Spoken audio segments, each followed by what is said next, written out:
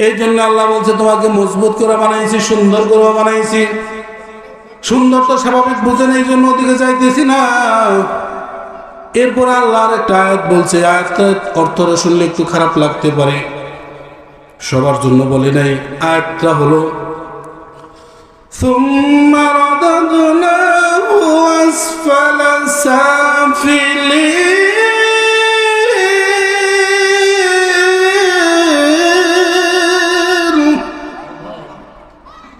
সুম্মা, অতঃপর এমন সময় আসবে ও মানুষ, ও আমার গোলাম, আসফালা একবারে ইসমে তাফজিলের সিগা, আসাদ্দু, তোমার চাইতে নিচে আর কেউ থাকবে না।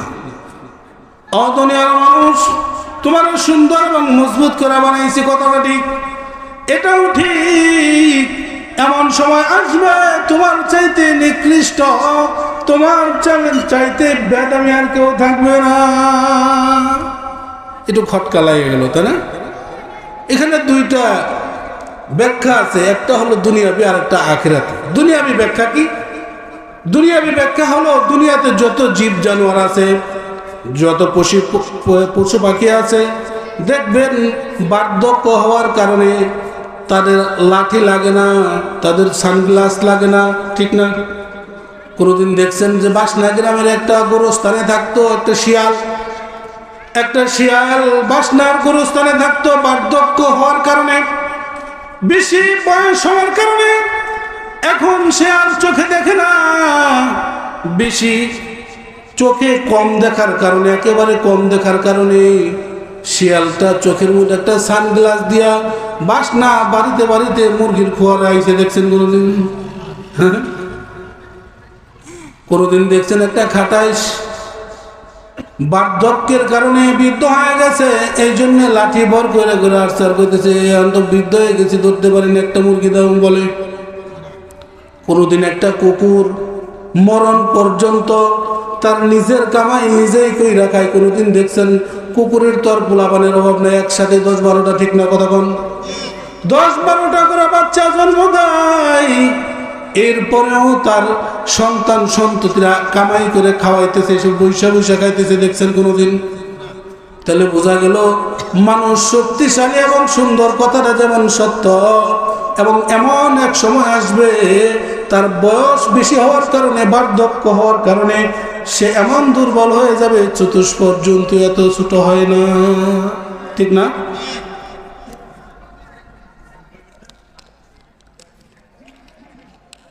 এই জন্য আল্লাহ পাক রব্বুল আলামিন বলেছেন, এমন নিচে যাইবা অন্য কোন প্রাণীও এত নিচে যাবে না।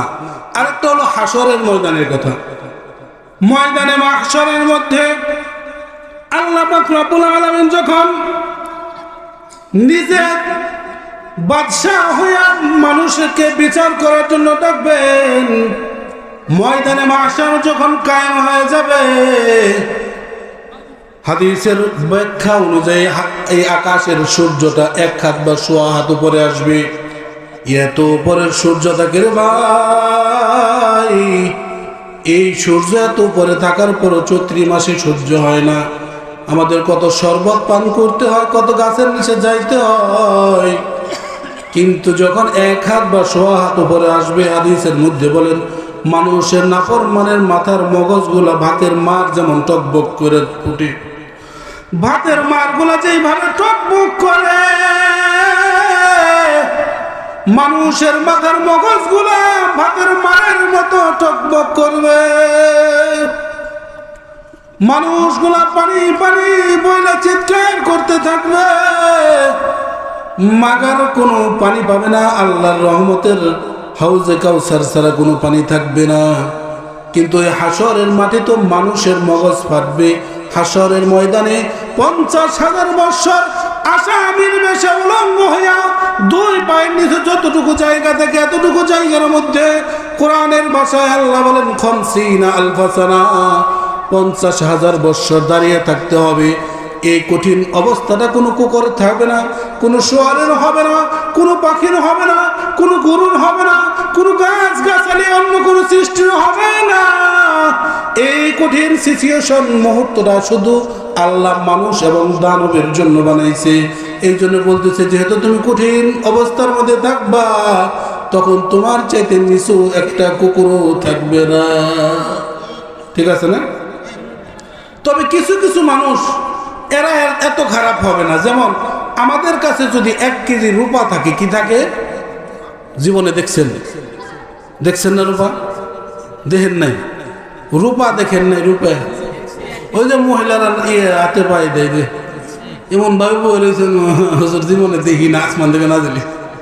রূপা চিনেননি? রূপা আপনার কাছে 1 কেজি রূপা আছে, একটু একটু কাইটা কাইটা বিক্রি করতেছেন, রূপাটা শেষ হইতেছে, ঠিক না? কিন্তু ওই রূপা বিক্রি করে আবার ওই রূপার সমপরিমাণ আপনি স্বর্ণ কিনতেছেন ব্যবসায়িক টেকনিকে। 1 কেজি রূপা শেষ, এদিকে 1 কেজি স্বর্ণ আপনার হয়ে গেছে। আপনার রূপা শেষ, কথাটা ঠিক, রূপার মালিক আপনার নাই, এটা ঠিক কথা, কিন্তু 1 কেজি স্বর্ণের মালিক আপনি হয়ে গেছেন, এটাও ঠিক কথা। তাহলে কি আপনার লস হইল না লাভ হইল? লাভ হইল। এই জন্য আল্লাহ পাক রব্বুল আলামিন ডাক দিয়ে বলতেছে, ও দুনিয়ার মানুষ সকলেই এত নিচে যাবে না। আল্লাহ পাক রব্বুল আলামিন পরে আয়াতে বলতেছেন, ইল্লাল্লাযীনা আমানু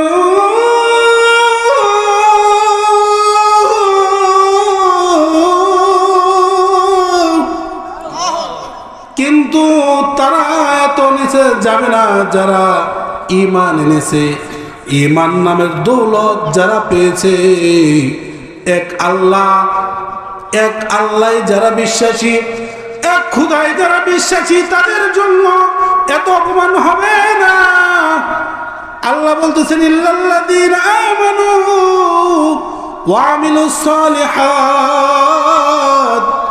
আরেকটা আত্ম দিয়ে কথা বলছে যে ঈমান আনতে হবে এবং ভালো কাজ করতে হবে। ঈমান কাকে বলে? আল্লাহর উপরে বিশ্বাস রাখা, কোনো নেতা না, কোনো মা না, কোনো হুজুর না, কেউ না, সব কিছুর মালিককে জুড়ে বলেন। আমার হায়াতের মালিককে জুড়ে বলেন, আমার মউতের মালিককে। আল্লাহ রাসূল বলেন, ইন্নাস সালাতি ওয়া নুসুকি ওয়া মাহইয়ায়া ওয়া মামাতি লিল্লাহি রাব্বিল আলামিন।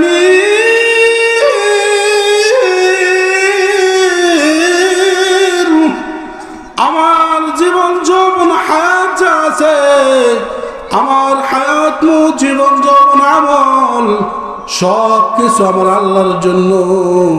এই জন্য সব কিছুর মালিক ভাবতে হবে আল্লাহকে। কাকে? না মাজারওয়ালাকে?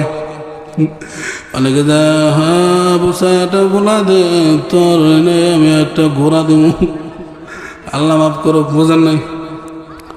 বুসাই যদি পোলা দিতে পারতো, অন্য যারা মাজারে শুয়ে রয়েছে এরা যদি ছেলে দিতে পারতো, তাইলে তারা কি মুর্দা হয়ে শুয়ে থাকতো মনে করছেন? এত টাকা হ্যাঁ নিজেরা দিয়ে উপরে ঠেকিত যে এখন রাজত্ব আমার।